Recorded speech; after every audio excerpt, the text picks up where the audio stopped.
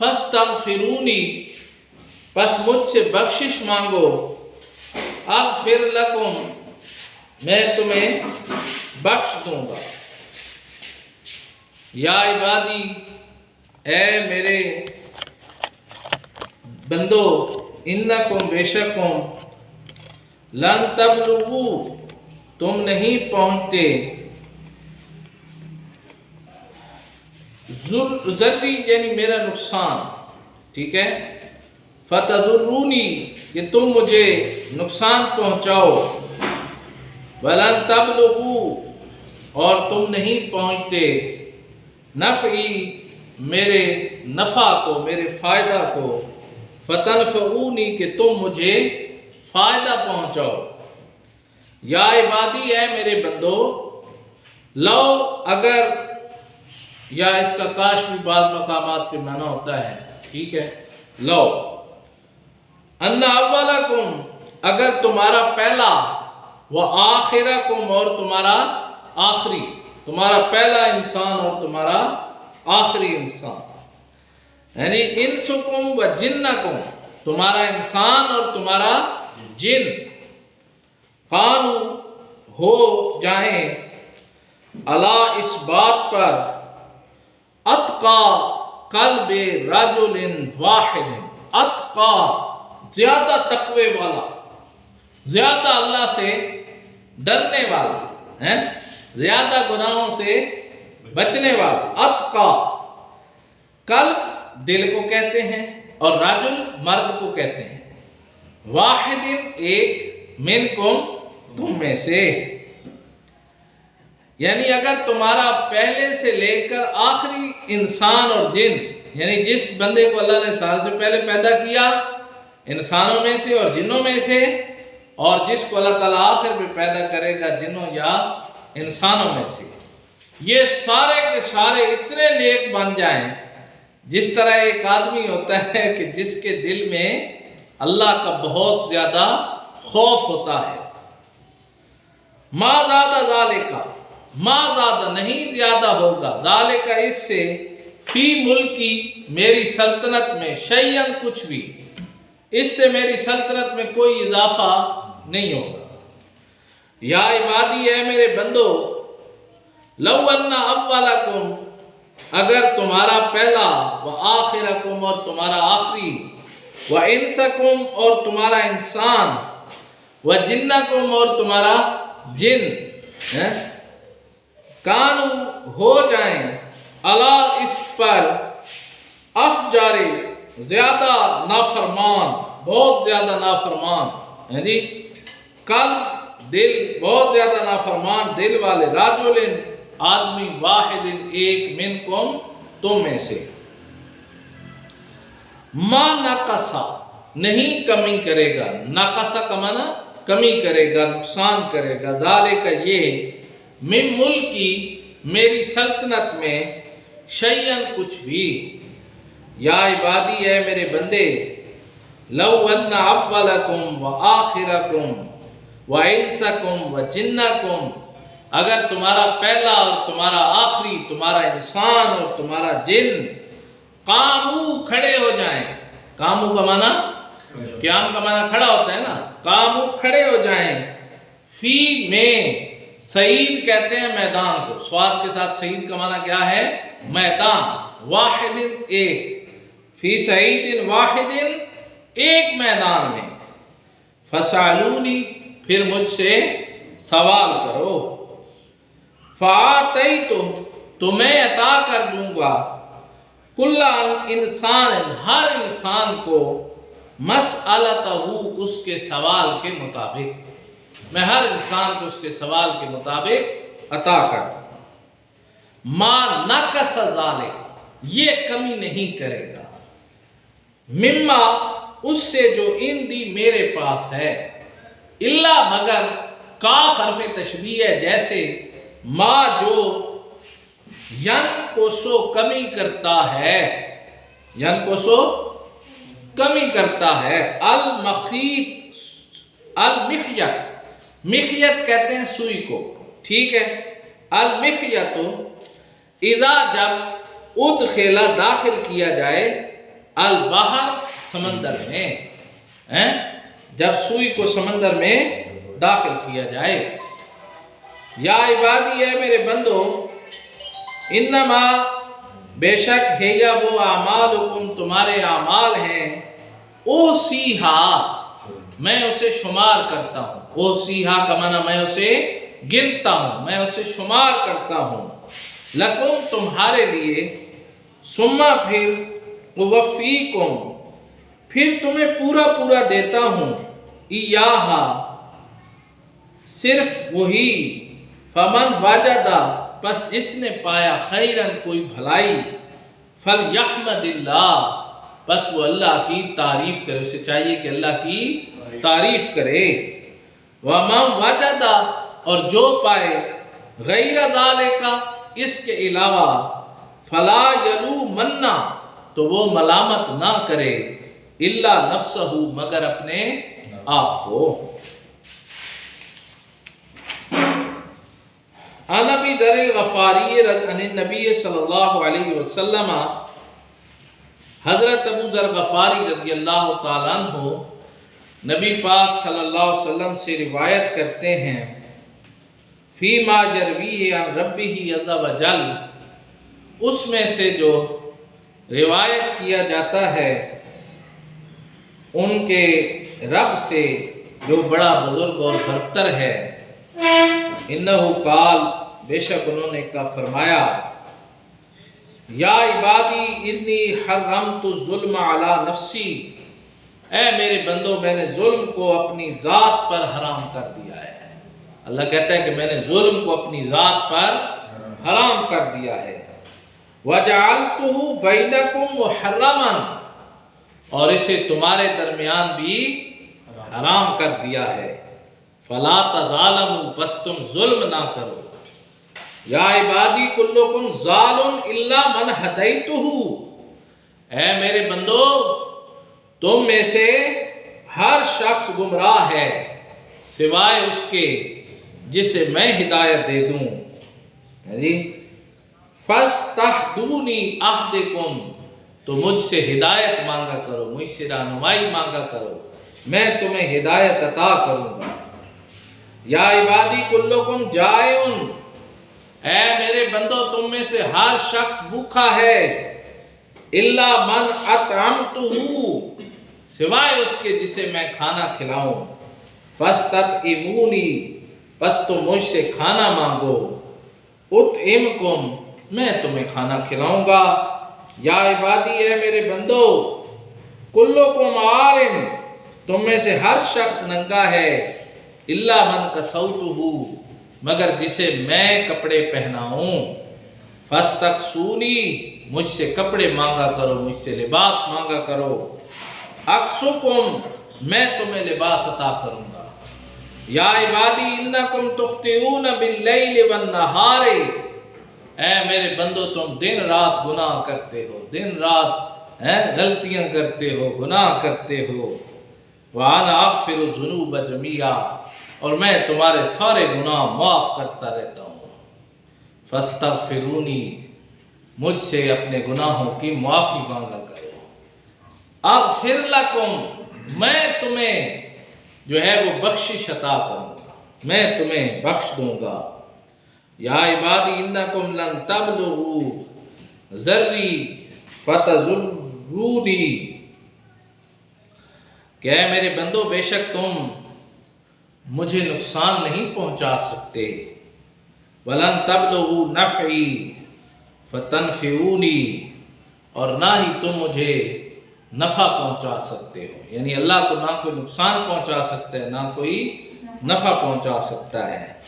یا عبادی لو ان اولکم وآخرکم وانسکم وجنکم، اے میرے بندو اگر تمہارا پہلا اور تمہارا آخری، تمہارے انسان، تمہارے جن، یہ سارے کے سارے کانوا علی اتقى قلب رجل واحد منکم ایسے ہو جائیں جیسے ایک متقی آدمی کا دل ہوتا ہے، بہت زیادہ تقوی سے لبریز دل ہوتا ہے، سارے کے سارے نیک ہو جائیں، ساری دنیا کیا ہو جائے جن اور انسان متقی بن جائیں ہیں، اور اللہ نے جتنے انسان اور جتنے جن پیدا کیے ہیں وہ سارے کے سارے ان کا پہلے سے لے کر آخری تک سارے متقی بن جائیں، تو اللہ فرماتا ہے ما زاد ذالک فی ملکی شیئا، یہ میری سلطنت میں کسی چیز کا اضافہ نہیں کر سکتے۔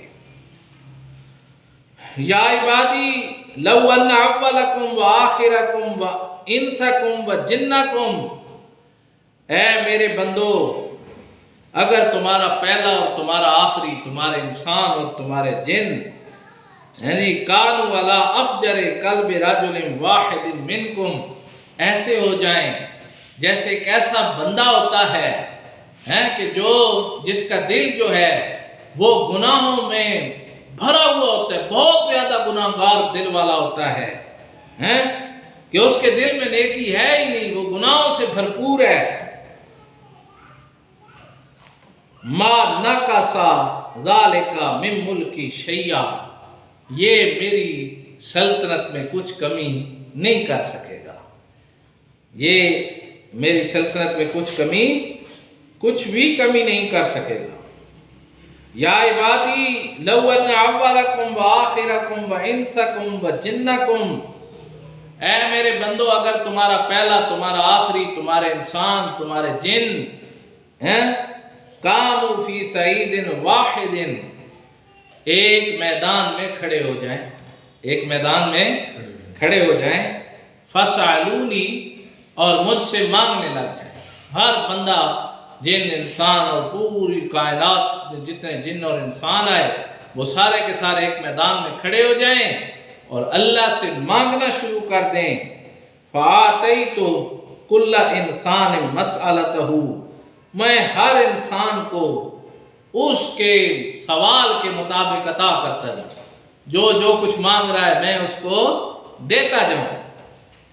ما نقص ذالک مما عندی، تو اس سے میرے ہاں کوئی کمی واقع نہیں ہوگی، الا مگر کما ینقص المخیط اذا ادخل البحر، جیسے سوئی ہوتی ہے جب وہ سمندر کے اندر داخل کی جاتی ہے، یعنی اگر میں ہر انسان کو اس کی دعا، اس کے سوال کے مطابق عطا کرتا جاؤں تو اتنی کمی ہوگی جتنا ایک سوئی کو سمندر میں داخل کرنے سے پانی میں کمی واقع ہوتی ہے۔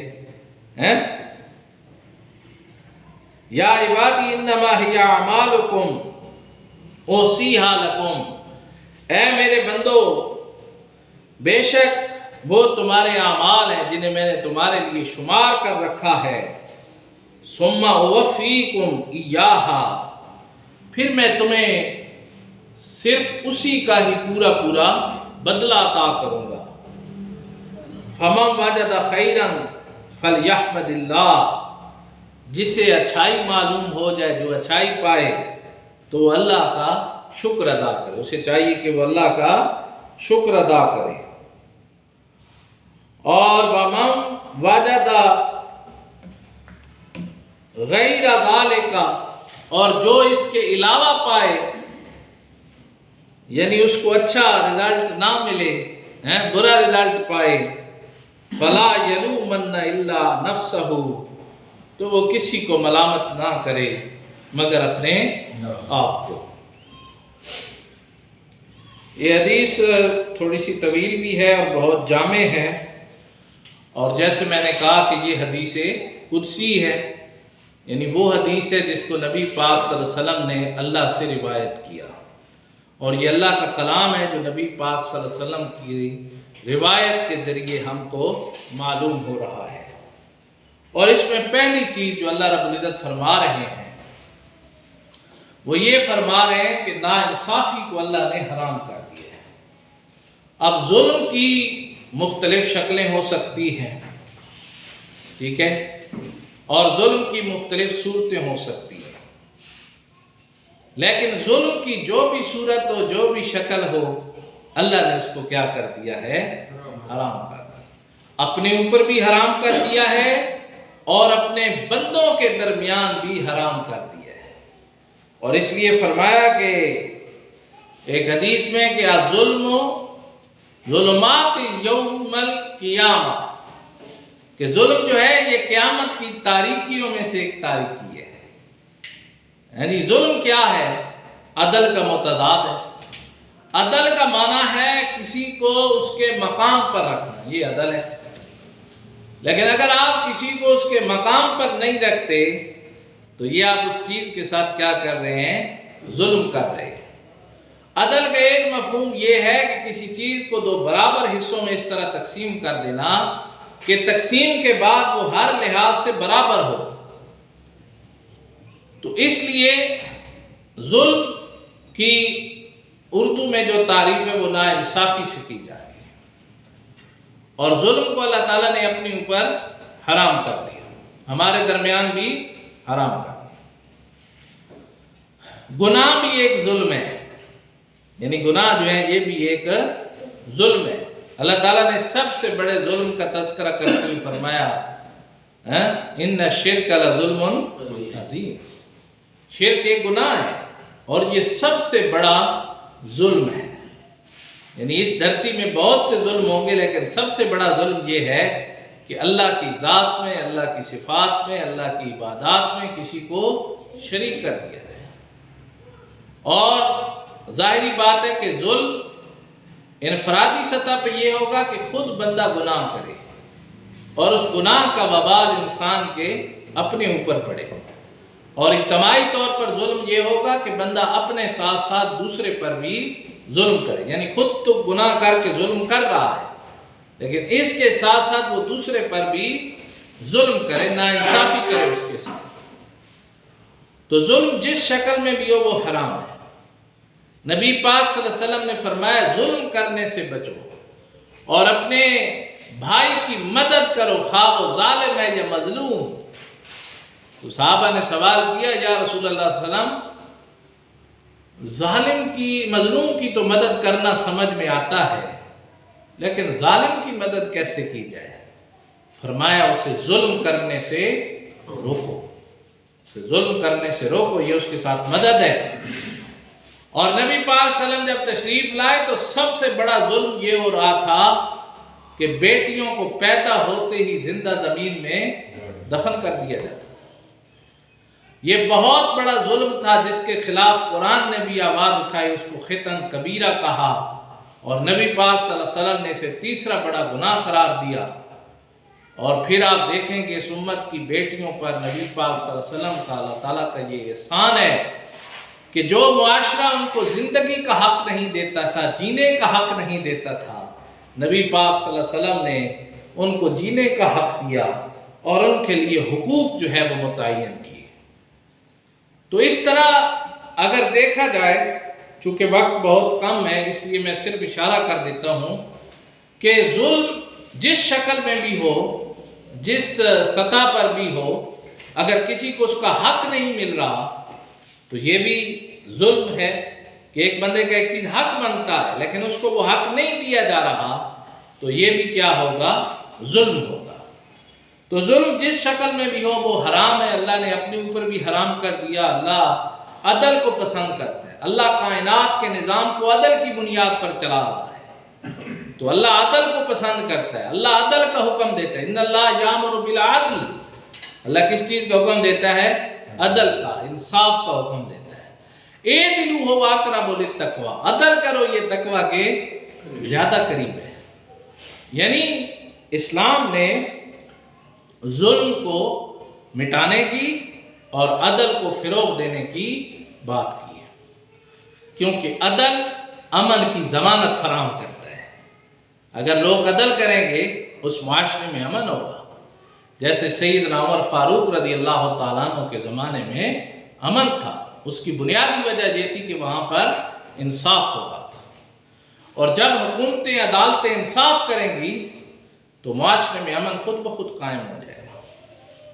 دوسری چیز اللہ تعالیٰ نے فرمایا کہ تم میں سے ہر ایک گمراہ ہے مگر وہ ہدایت پر ہے جس کو اللہ ہدایت عطا کرتے ہیں۔ ہدایت کا معنی ہوتا ہے راستہ دکھانا، ہدایت کا معنی کیا ہے؟ راستہ دکھانا، ٹھیک ہے۔ آپ کسی بندے سے پوچھتے ہیں فلاں بندے کا گھر کدھر ہے، وہ آپ کو راستہ سمجھانے لگ جاتا ہے۔ یہ جو آپ کو راستہ سمجھا رہا ہے یہ آپ کی ہدایت کر رہا ہے۔ ہدایت کا معنی ہے رہنمائی کرنا، یہی کرتے ہیں نا جی، رہنمائی اب فارسی کا لفظ ہے، راستہ دکھانا۔ تو اللہ اپنے نبی کے ذریعے، اپنے کتاب کے ذریعے سیدھا راستہ دکھاتا ہے۔ ہم 5 وقت ہر نماز ہر رکعت میں یہی مانگتے ہیں نا، اہدنا الصراط المستقیم، یا اللہ میں سیدھا راستہ دکھا دے۔ اور وہ راستہ اللہ کیسے دکھا رہا ہے؟ یا اپنے نبی کے ذریعے دکھا رہا ہے یا اپنی کتاب کے ذریعے دکھا رہا ہے۔ ان ھذا القرآن یہدی للتی ہی اقوم، یہ کیوں نہیں بھی یہ قرآن بالکل سیدھے راستے کی طرف رہنمائی کرتا ہے، یعنی بالکل جو سیدھا راستہ ہے قرآن اس کی طرف کیا کرتا ہے؟ رہنمائی کرتا ہے۔ یہ قرآن بالکل سیدھے راستے کی طرف رہنمائی کرتا ہے۔ اب یہ جو راستہ دکھانا ہے، یعنی قرآن اللہ سے جڑنے کا راستہ دکھاتا ہے، اللہ تعالیٰ کے احکامات کا راستہ دکھاتا ہے، کامیابی پر جنت کا راستہ دکھاتا ہے۔ اسی طرح اللہ کے نبی صلی اللہ علیہ وسلم بھی اللہ کے پیغام کو انسانوں تک پہنچاتے ہیں، لہذا وہ بھی ہدایت کا ایک بہت بڑا ذریعہ ہے۔ اس لیے ان کی اطاعت لازم کی گئی ہے، یعنی ان کی اطاعت ہر مسلمان پر واجب اور ضروری ہے۔ اگر کوئی ان کی اطاعت نہیں کرے گا تو ظاہری بات ہے کہ وہ اسلام کے ایک بہت بڑے مقصد کا انکار کر دے گا۔ تو اس لیے اللہ کے رسول صلی اللہ علیہ وسلم کی اطاعت بھی ضروری ہے۔ تو اللہ ہر انسان کو راستہ دکھاتا ہے، انسانوں سے خطاب کرتا ہے۔ قرآن صرف مسلمانوں کی کتاب نہیں ہے، یہ رسول صرف مسلمانوں کا رسول نہیں ہے، بلکہ یہ تمام انسانوں کی کتاب ہے، اور رسول بھی تمام انسانوں کا رسول ہے۔ قُلْ يَا أَيُّهَا النَّاسُ إِنِّي رَسُولُ اللَّهِ إِلَيْكُمْ جَمِيعًا، او انسانوں میں تم سب کی طرف اللہ کا رسول ہوں۔ اسی طرح قرآن بھی یا ایھا الناس کہہ رہا ہے، یا ایھا الناس سے خطاب کر رہا ہے۔ تو ہدایت اسے ملے گی جو ہدایت کا طالب ہوگا۔ اللہ کہتا ہے مجھ سے ہدایت مانگو، میں تم کو ہدایت عطا کروں گا۔ اور پھر انسان کی ضروریات پہ بات کی گئی ہے کہ ہمیں جو ضرورت ہوتی ہے، سب سے بڑی کھانے کی ضرورت ہے جی، تو اللہ تعالیٰ بھوکے کو کھانا کھلاتا ہے، یعنی انسان بھوکا ہوتا ہے اللہ اس کو کھانا کھلاتا ہے۔ تو اس لیے اللہ نے کہا کہ مجھ سے کھانا مانگو، میں تمہیں کھانا عطا کروں گا۔ لباس بھی انسان کی ایک ضرورت ہے، اس لیے لباس کی ضرورت بھی اللہ پوری کرنے والا ہے۔ اب اگر لباس کی ضرورت ہے تو اللہ سے مانگو، اللہ آپ کی وہ ضرورت بھی پوری فرمائیں گے۔ تو جس چیز کی ضرورت ہے، حدیث میں آتا ہے کہ اگر جوتی کا تسمہ بھی چاہیے تو وہ بھی اللہ سے مانگو، اللہ وہ بھی عطا کرے گا۔ یعنی آپ کی جتنی بنیادی ضروریات ہیں، ان بنیادی ضروریات کو آپ اللہ سے مانگ سکتے ہیں۔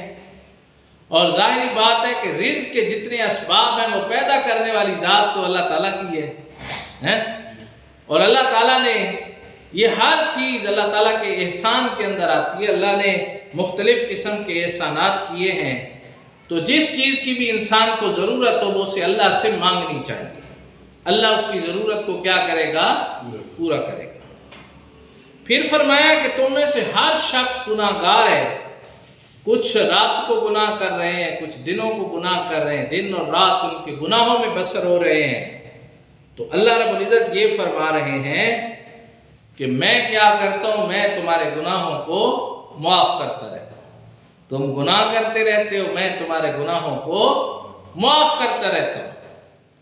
اور ہم نے پڑھا کہ 3 قسم کے گناہوں کی معافی کے، یعنی گناہوں کے بدلے میں 3 قسم کا معافی کا انداز ہوگا، کہ چھوٹے گناہ نیکیوں سے کیا ہو جائیں گے؟ ختم ہو جائیں گے۔ جو بڑے گناہ ہیں وہ توبہ سے معاف ہو جائیں گے، اور جو حقوق العباد ہیں وہ حقوق ادا کرنے سے معاف ہو جائیں گے۔ ٹھیک ہے؟ تو اب آپ دیکھیں کہ بندے کو یہ اللہ تعالیٰ کہہ رہے ہیں کہ مجھ سے استغفار مانگو، مجھ سے کیا کرو، اپنے گناہوں کی معافی مانگو، میں تمہارے گناہوں کو کیا کر دوں گا، معاف کر دوں گا۔ اللہ کے نبی صلی اللہ علیہ وسلم نے فرمایا افضل الدعاء استغفار، سب سے بہترین دعا یہ ہے کہ بندہ اللہ سے اپنے گناہوں کی معافی مانگے۔ آج ہمارا کیا رویہ ہے اس کے اوپر بھی ذرا غور کرنے کی ضرورت ہے، اور خاص کر اس چیز کی ضرورت ہے کہ پہلے تو ہم گناہ کو گناہ سمجھیں، برائی کو برائی سمجھیں۔ عام طور پر یہ ہوتا ہے کہ لوگ گناہ کرتے ہیں لیکن اس کو برائی بھی نہیں سمجھتے، تو پہلے بھائی برائی کو برائی سمجھیں۔ دوسرا یہ کہ برائی کے ساتھ ساتھ جب آپ نے اس کو برائی سمجھ لیا، اب ہر انسان سے برائی ہو سکتی ہے، صرف انبیاء کی ذات معصوم ہے، باقی کسی بھی انسان سے گناہ ہو سکتا ہے، ممکن ہے۔ تو اب جب انسان سے گناہ ہو سکتا ہے یا وہ گناہ کر سکتا ہے تو گناہ ہوگا، یہ انسان سے ہوگا۔ کچھ محفوظ ہو سکتے ہیں، کچھ معصوم ہو سکتے ہیں، لیکن باقی انسانوں سے یہ گناہ ہو سکتا ہے۔ لیکن اگر گناہ ہو جائے تو اب اس پہ ڈٹ نہیں جانا، بلکہ اس کو گناہ سمجھتے ہوئے اللہ سے معافی مانگے کہ یا اللہ گناہ ہو گیا، تو اسے کیا کر دے، معاف کر دے۔ آئندہ کوشش کریں گے کہ یہ گناہ ہم سے نہ ہو۔ تو یہ استغفار ہے، اللہ سے اپنے گناہوں کی معافی مانگنا۔ نبی پاک صلی اللہ علیہ وسلم ایک ایک دن میں 70 مرتبہ، اور ایک حدیث میں آتا ہے کہ 100 مرتبہ اللہ تعالیٰ سے اپنے گناہوں کی معافی مانگا کرتے تھے۔ ایک دن میں 100 مرتبہ اللہ تعالیٰ سے استغفار کیا کرتے تھے۔ اور پھر یہ ہے کہ حضرت ابوبکر صدیق رضی اللہ تعالیٰ عنہ کا ایک قول ہے کہ شیطان کہتا ہے میں نے انسان کو اس کے گناہوں کی وجہ سے ہلاک کر دیا، میں نے انسان کو اس کے گناہوں کی وجہ سے ہلاک کر دیا، اور انسان نے اپنے استغفار سے مجھے ہلاک کر دیا۔ تو اس لیے اللہ سے اپنے گناہوں کی معافی مانگنی چاہیے، نبی پاک صلی اللہ علیہ وسلم کی سنت ہے، اور آپ معصوم عن الخطا ہیں، لیکن پھر بھی دن میں 100 مرتبہ آپ اللہ تعالیٰ سے استغفار کر رہے ہیں، معافی مانگ رہے ہیں۔ تو اس لیے قرآن نے جگہ جگہ پر، اور استغفار کا ایک فائدہ اللہ نے قرآن میں بیان کیا سورۃ انفال میں، کہ مشرکین مکہ عذاب مانگ رہے تھے اللہ سے، لیکن اللہ ان پر عذاب نازل نہیں کر رہا تھا۔ وہ اللہ سے کہہ رہے تھے ان کان ھذا ھو الحق من عندک فامطر علینا حجارۃ من السماء او ائتنا بعذاب الیم۔ بس کریں گے؟ نہیں سر، وہ کیا کہہ رہے تھے کہ اے اللہ اگر یہ قرآن تیری طرف سے حق ہے تو ہم پر آسمان سے پتھر برسا، او ائتنا بعذاب الیم، یا کوئی دردناک عذاب لیا۔ اب اللہ پتھر بھی برسا سکتا ہے۔ قوم لوط کو اللہ نے پتھر مار مار کر ہلاک کر دیا، زمین کے ٹکڑے کو الٹا دیا، پتھروں کی برسات کی، تباہ کر دیا اس قوم کو۔ آج تک وہ مردار سمندر کی شکل میں موجود ہے، سدوم کی بستی، جو چیز اس میں جاتی ہے وہ زندہ ہی نہیں بچتی۔ اللہ کر سکتا تھا کہ پتھر ان کو مار سکتا تھا، اللہ ان کو دردناک عذاب بھی دے سکتا تھا، لیکن اللہ نے کہا 2 وجوہات کی بنیاد پر میں عذاب نازل نہیں کر رہا۔ ایک تو انت فیہم، آپ صلی اللہ علیہ وسلم ان کے درمیان موجود ہیں، اور دوسرا یہ کہ اللہ کی شان کے خلاف ہے کہ کوئی اللہ سے استغفار مانگے کرے، اللہ سے بخشش مانگے اور اللہ اس کو عذاب دے، اللہ کی شان کے خلاف۔ اللہ ایسا نہیں ہے کہ ان کو عذاب دے، اور وہ اللہ سے اپنے گناہوں کی معافی مانگتے ہیں۔ یہ مشرکین مکہ جب بیت اللہ کا طواف کرتے تھے نا، تو یہ کہتے تھے غفرانک غفرانک، اللہ کے نعرے لگاتے تھے، ہم تجھ سے بخشش مانگتے ہیں۔ کون سا نعرہ لگاتے تھے؟ غفرانک، ہم تجھ سے بخشش مانگتے ہیں، ہم تجھ سے بخشش مانگتے ہیں۔ اللہ نے کہا میں اگر عذاب نازل نہیں کر رہا تو اس لیے نہیں کر رہا کہ یہ جب طواف کرتے ہیں تو مجھ سے بخشش مانگتے ہیں، اور جو بخشش مانگے اللہ کی شان کے خلاف ہے کہ اللہ اس کو عذاب دے، ورنہ اللہ عذاب نازل کر سکتا تھا۔ تو استغفار کے فوائد ہیں۔ معاشی تنگی، قرآن بتاتا ہے کہ اگر معاشی تنگی ہے استغفار کریں آپ کی معاشی تنگی دور ہو جائے گی۔ بادل برسیں گے، گرجیں گے، برسیں گے، لیکن وہ استغفار کی وجہ سے۔ جب انسان استغفار کو چھوڑ دیتا ہے تو بہت سی مصیبتیں پھر اس کا جو ہے وہ اس کو پکڑنا شروع کر دیتی ہیں۔ اور یہ سموگ کو اگر ایک مصیبت یا اذیت کے سینس میں لیا جائے تو ظاہری بات ہے کہ اس کی ایک بڑی وجہ اللہ سے استغفار نہ کرنا بھی ہے۔ زکوٰۃ نہ دینا حدیث کے اندر بیان کیا گیا کہ جب لوگ زکوٰۃ دینا نہیں دیں گے تو بارشیں نہیں ہوں گی۔ تو اس لیے اگر استغفار کیا جائے، اللہ سے معافی مانگی جائے، تو ہو سکتا ہے اللہ ہمارے موسمی حالات بھی اچھے کر دے، اللہ ہمارے روحانی حالات بھی اچھے کر دے، ماحولیاتی حالات بھی کے اچھے کر دے۔ پھر اللہ رب العزت فرماتے ہیں کہ نہ کوئی اللہ کو فائدہ پہنچا سکتا ہے، نہ کوئی اللہ کو نقصان پہنچا سکتا ہے۔ اللہ تعالیٰ نفع بھی اسی کے ہاتھ میں ہے، نقصان بھی اسی کے ہاتھ میں ہے۔ وہ نفع کا بھی مالک ہے، نقصان کا بھی مالک ہے، تو وہ اس کو کوئی نفع نقصان نہیں پہنچا سکتا۔ وہ ہر کسی کو نفع بھی پہنچا سکتا ہے، نقصان بھی پہنچا سکتا ہے، لیکن اس کو کوئی نفع یا نقصان نہیں پہنچا سکتا۔ اگر ساری دنیا نیک بن جائے، ساری دنیا کے، یعنی اللہ تعالیٰ فرما رہے ہیں کہ جتنے میں نے انسان پیدا کیے، جتنے میں نے جن پیدا کیے، وہ سارے کے سارے نیک بن جائیں، ان کے دل تقوی کے اعلیٰ لیول تک پہنچ جائیں جو اللہ کو مطلوب ہے، دل تقوی سے بھر جائیں، تو پھر اللہ کی سلطنت میں وہ کچھ زیادہ نہیں کہا۔ اگر ساری دنیا اللہ کی فرما بردار بن جائے، نیک بن جائے، بہت زیادہ متقی بن جائے، تو وہ اللہ کی سلطنت میں کچھ اضافہ نہیں کر سکتے۔ اور اگر ساری دنیا کافر بن جائے تو اللہ کی سلطنت میں کچھ کمی نہیں کر سکتے۔ اللہ احکم الحاکمین ہے، بادشاہوں کا بادشاہ ہے، کوئی چیز اس کی سلطنت، اور حقیقی بادشاہ ہے، اور بلکہ اس سے بھی بڑھ کر بادشاہی کا مالک اللہ تعالیٰ ہے۔ قیامت کے دن جب اللہ تعالیٰ اسرائیل سے پوچھیں گے نا، بھائی کو بچا ہے قیامت سے، قرب قیامت سے پہلے جب اسرافیل پہلا سور بجا لیں گے تو ہر چیز فنا ہونے لگ جائے گی، تو اللہ تعالیٰ اسرائیل سے پوچھیں گے کو بچا، اسرائیل کہے گا میرے سوا یا اللہ کوئی بھی نہیں بچا، میں بچاؤں گا۔ اللہ کہے گا آج میں تجھے بھی موت دیتا ہوں، آج مالک الموت کو بھی موت دیتے ہیں۔ اور پھر اللہ تعالیٰ جب ہر چیز فنا ہو چکی ہے اور بڑے بڑے دنیا کے بادشاہ بھی مرے پڑے ہیں، سکندر اعظم جیسے بادشاہ، ذوالقرنین جیسے بادشاہ جو مشرق سے مغرب تک کے بادشاہ تھے، خلیفہ ہارون الرشید جیسے بادشاہ جو آدھی دنیا پہ حکومت کر رہے تھے، بڑے بڑے بادشاہ گزرے، امریکہ کا بادشاہ اگر آج کہیں تو دنیا کا بادشاہ ہے، لیکن اللہ ہم سے سوال کرے گا لمن الملک اليوم، اور آج کس کی حکومت ہے؟ کوئی جواب نہیں دے گا۔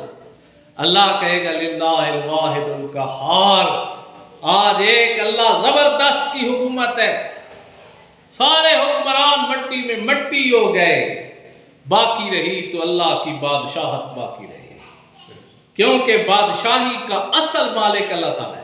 بادشاہی ہے نا انسانوں میں بڑا عہدہ، مالک الملک، اس بادشاہی کا مالک بھی کون ہے؟ اللہ تعالیٰ ہے۔ وہی بادشاہیاں عطا کرتا ہے، وہی بادشاہیاں چھین لیتا ہے، جسے چاہتا ہے عزتیں عطا کرتا ہے، جسے چاہتا ہے ذلتیں عطا کرتا ہے۔ تو یہ اللہ کی قدرت ہے، اللہ کی طاقت ہے، اللہ کی بادشاہی ہے۔ اگر ساری دنیا نیک ہو جائے، اللہ کی بادشاہت میں کوئی اضافہ نہیں کر سکتی. اور اگر ساری دنیا کافر بن جائے، اعلیٰ درجے کی گناہگار اور نافرمان بن جائے، تو اللہ کی سلطنت میں کچھ کمی نہیں کر سکتی. اس لیے اللہ رب العزت نے فرمایا کہ اگر تمام انسانوں کو اور جتنے انسان کائنات میں پیدا ہوئے ان کو ایک میدان کے اندر کھڑا کر دیا جائے اور ہر انسان اپنی ضرورت کے مطابق اللہ سے مانگنا شروع کر دے، اللہ سے مانگے. جیسے ابھی ہم نے کہا کہ اللہ سے سوال کرنا چاہیے، اللہ سے مانگنا چاہیے، تو اب ہر انسان اپنی ضرورت کے مطابق اللہ تعالیٰ سے مانگ رہا ہے. ہر انسان مانگ رہا ہے، اللہ ہر کسی کو اس کی ضرورت کے مطابق دیتا چلا جا رہا ہے. تو فرمایا کہ میں اگر ہر کسی کو اس کی ضرورت کے مطابق عطا کر دوں تو میری سلطنت میں کوئی کمی واقع نہیں ہوگی. کتنی کمی واقع ہوگی؟ جتنا سوئی کو سمندر میں داخل کیا جائے اتنی کمی واقع ہوگی، یعنی بالکل نہ ہونے کے برابر. اب سوئی کو اگر سمندر میں داخل کریں، ایک دو قطرے لگیں گے، وہ بھی گر جائیں گے نا جی. کوئی کمی سمندر میں واقع نہیں ہوگی. تو جس طرح سمندر میں سوئی داخل کرنے سے سمندر میں کوئی کمی واقع نہیں ہوتی، اللہ کے عطا کرنے سے اللہ کے عطا کرنے میں کوئی کمی واقع نہیں ہوتی. اگر وہ ہر انسان کو اس کی ضرورت کے مطابق عطا کر دے، اس کے سوال کے مطابق عطا کر دے، تو اس کی سلطنت میں کوئی کمی واقع نہیں ہوگی. اور فرمایا کہ اللہ تعالیٰ تمہارے اعمال کو شمار کر رہا ہے. اور اللہ رب العزت نے 2 فرشتے مقرر کر دیے، اِنَّ عَلَيْكُمْ لَحَافِظِينَ کِرَامًا کاتبین. اللہ نے 2 حفاظت کرنے والے آپ پر مقرر کر دیے. یہ بڑی عزت والے ہیں، اور ہر نماز کے بعد آپ ان کو سلام کہتے ہیں. اتنی عزت والے ہیں کہ ہر نماز کے بعد ان کو سلام کیا جاتا ہے. السلام علیکم ورحمۃ اللہ، السلام علیکم ورحمۃ اللہ. جی ہر نماز کے بعد مسلمان نمازی ان کو کیا کرے؟ بڑی عزت والے ہیں، کاتبین ہیں، لکھنے والے ہیں. ایک آپ کی نیکیاں لکھ رہا ہے، ایک آپ کی برائیاں لکھ رہا ہے. آپ کا اعمال نامہ تیار ہو رہا ہے، اور قیامت کے دن آپ کا اعمال نامہ آپ کے سامنے ہوگا. مَن یعمل مثقال ذرۃ خیرا یرا ومن یعمل مثقال ذرۃ شرا یرا. ایک ذرہ بھر نیکی بھی آپ کے سامنے ہوگی، اور ایک ذرہ بھر، ذرہ یعنی چھوٹی سی چھوٹی برائی بھی آپ کے سامنے ہوگی. آپ اس کو بھی دیکھ لیں گے جو آپ کی چھوٹی سی چھوٹی نیکی ہوگی. اعمال نامہ کھلا ہوگا انسان کو، سارے اعمال اس کے سامنے ہوں گے. تو اللہ کیا فرماتا ہے؟ میں تمہارے اعمال کو شمار کرتا ہوں، تمہارے اعمال کو گنتا ہوں. اور پھر اللہ تولیں گے. جیسے پیچھے بھی ہم نے حدیث میں پڑھا اور قرآن میں آتا ہے کہ اللہ تعالیٰ کیا کریں گے؟ تولیں گے نا اعمال کو. وہ جو سورۃ القاریہ میں فرمایا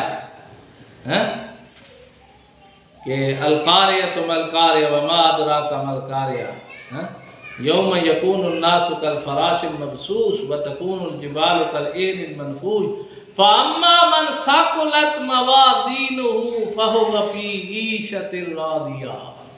جس کے وزن ہوئے بھاری تو وہ تو مزے کی زندگی گزارے گا، راضی مرضی خوشی کی زندگی گزارے گا. جس کے عمل ہوئے بھاری، جس کے وزن ہوئے بھاری. اور اما من خفت موازینہ فامہ ہاویہ. اب یہ جس کے وزن جو ہے یہ کم ہوئے، ہلکے ہوئے، اس کا ٹھکانہ جو ہے وہ جہنم ہے. تو مقصد یہ ہے کہ اللہ تعالیٰ یہ بیان فرما رہے ہیں کہ میں تمہارے اعمال کو شمار کرتا ہوں، تمہارے اعمال کو گنتا ہوں. اور پھر فرمایا، تو اس لیے آج جو لوگ کہتے ہیں جی کہ नमाज ना भी पढ़ें तो खैर है, और नेकी का काम ना भी करें, भाई जितनी आपकी इस्तिताअत है आप उसको करें। हाँ, आगे अल्लाह अपने फजल से क्या कर देगा, कामयाब कर देगा। हाँ? लेकिन इंसान बिल्कुल ये रवैया इख्तियार कर ले कि वो नेकी से बिल्कुल ला ताल्लुक हो जाए, तो ये मेरे ख्याल में नाफरमानी और बगावत का रवैया है, और इसका आखिरत में नुकसान हो सकता है। तो अल्लाह ताला हर एक को उसके अमल के मुताबिक पूरा पूरा बदला अता करेंगे। जिसका जो बदला बनेगा अल्लाह उसको पूरा पूरा जो है वो बदला अता करेंगे। फमन वजदा खैरन, अब अगर आपका रिजल्ट अच्छा निकला, आप कामयाब हो गए हैं, आपको खैर मिल गई, जन्नत मिल गई हैं, तो फिर आप अल्लाह का शुक्र अदा करेंगे। है जी कि मैंने अमल किया, अल्लाह ने फजल किया और मेरी बख्शिश हो गई। हाँ, और ज़ाहिर बात है मेरे नमाज रोज़े से मेरी बख्शिश नहीं होगी, मेरी बख्शिश होगी अल्लाह के फजल से। मैं अपनी तरफ से पूरी कोशिश करूं, ये नहीं कि मैं कोशिश ही ना करूं, अपनी तरफ से पूरी कोशिश करूं, लेकिन मुझे उम्मीद है कि मेरी इस कोशिश को अल्लाह अपनी बारगाह में कबूल करते हुए मेरा मग़फ़िरत फरमा देंगे। हैं? जैसे हज़रत सुल्तान बहू के रहमतुल्लाह ताला अलैह फरमाते हैं, अदल करें तो थर थर कंबन ऊंचियां शाना वाले हूँ, ते फजल करें तो बख्शे जावन मैं दे मुँह काले हूँ। अल्लाह अगर अदल करने पे आ जाए ना तो शायद नबी भी कांपने लगते हैं, और अगर फजल करने पे अल्लाह आ जाए तो फिर हो सकता है मेरे जैसे गुनाहगारों की भी बख्शिश हो जाए। तो अल्लाह से उसका फजल मांगना चाहिए। ए नमाज मस्जिद तो बाहर निकल जाओ तो के मंग दो, अल्लाहुम्मा इन्नी असअलुका फज़लिका व रहमतिका। हैं? मस्जिद में हमने जो इबादत थी वो अदा की, अब मस्जिद से फारिग हुई, अल्लाह से क्या मांग रहे हैं, या अल्लाह हम तुझसे तेरा फजल, तेरी रहमत मांगते हैं, मौला फजल कर दे, रहमत कर दे, बख्श दे। हाँ, तो अल्लाह से उसका फजल मांगना चाहिए, अल्लाह से उसकी रहमत मांगनी चाहिए। और अगर नतीजा बुरा निकला खुदा न खास्ता, हाँ, तो फिर अल्लाह कहता है कि मुझे मलामत नहीं करनी, मुझे बुरा भला नहीं कहना, फिर अपने आप को बुरा भला कहना है। क्योंकि अल्लाह इंसान के साथ जो मामला करता है वो उसके ईमान और उसके अमल के मुताबिक करता है। इंसान को जो तकलीफ पहुंचती है, कुरान कहता है उसके अपने हाथों से पहुंचती है। इंसान का अल्लाह कहता है अल्लाह बंदों पे जुल्म नहीं करता, बंदा गुनाह करके अपने ऊपर पढ़ते हैं ना जी, लई सब दल्ला मिल्लिल अबीद, अल्लाह बंदों पर जालिम नहीं है, बंदा गुनाह करके हाँ ज़ालिका बिमा कसबत ऐदीकुम, हाँ ये वो है जो तुम्हारे हाथों ने कमाया, ये तुम्हारे अमाल तुम्हारे हाथों की कमाई है।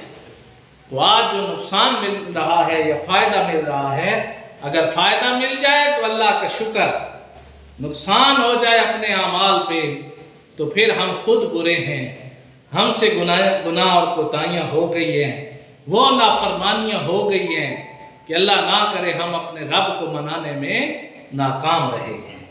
तो उस पे अपने आप को मलामत करनी है, और अगर कोई चीज़ अता हो जाए तो अल्लाह का शुक्र अदा करना है। बंद करो।